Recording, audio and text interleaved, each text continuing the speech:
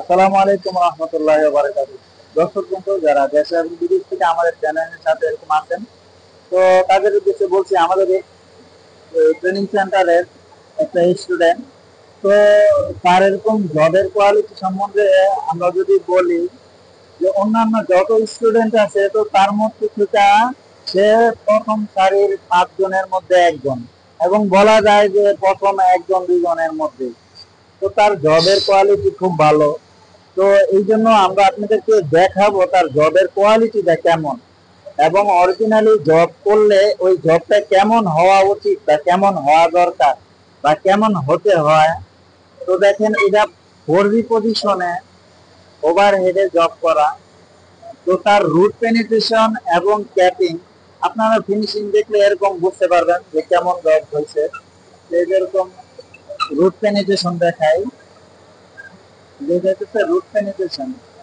তো রুট পেনিট্রেশনের মধ্যে আমরা যেটা জানি যে স্ট্যান্ডার্ড অনুযায়ী ব্যাক সাইডে পিছনের মধ্যে এরকম রুট পেনিট্রেশন 2 মিলির মতো এরকম বের হতে পারবে, 2 মিলি আপ হবে। তো তার ওই পেনিট্রেশনটা 1.5 মিলির মতো আপ আছে, যেটা অ্যাকসেপ্টেবল এবং খুবই ভালো। আর ক্যাপিং এর মধ্যে এরকম 3 মিলি পর্যন্ত অ্যাকসেপ্ট। তো তার এরকম লাইন, লেয়ার এবং বিটের লেভেল, তো মোটামুটি সব দিক দিয়ে ঠিক আছে। হয়তো একটু ত্রুটি যদি আমরা ধরতে পারি, তাহলে দেখা যাচ্ছে হয়তো জয়েন্টের মধ্যে তার 2টা জয়েন্ট এরকম এখানে পড়ছে। তো একটা রড এখানে জয়েন্ট দেওয়ার কারণে জয়েন্টের জায়গাটা শুধু একটু খুলে গেছে। এছাড়া ওভারঅল তার প্রত্যেকটা পাস, এখানে 3টা পাস মারছে।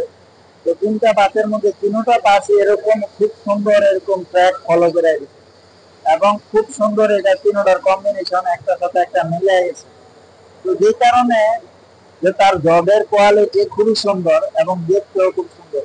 তো যারা এরকম ওয়েল্ডিং করবে, বিশেষ করে প্লেট ওয়েল্ডিং যারা করবে 1G থেকে 4G পর্যন্ত, তো 4G পজিশনটা আমরা জানি একটু ডিজিটাল পজিশন।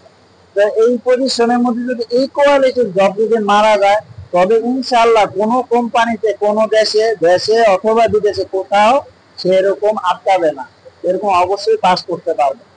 তো আমরা আশা করব আপনারাও এরকম ভালো মানের ওয়েল্ডিং যেন করতে পারেন। এই জন্য ভালো ট্রেন দরকার এবং ভালো আপনাদের গাইডনেস দরকার। তো আমরা আপনাদের জন্য এরকম নতুন নতুন ভিডিও নিয়ে আসবো। আপনাদের যদি এরকম আরো কিছু জানার থাকে, তাহলে আমাদের কাছে শেয়ার করবেন, এরকম আমাদের কাছে কমেন্টে জানাবেন। তো ধন্যবাদ দর্শক। আসসালামু আলাইকুম রহমতুল্লাহ।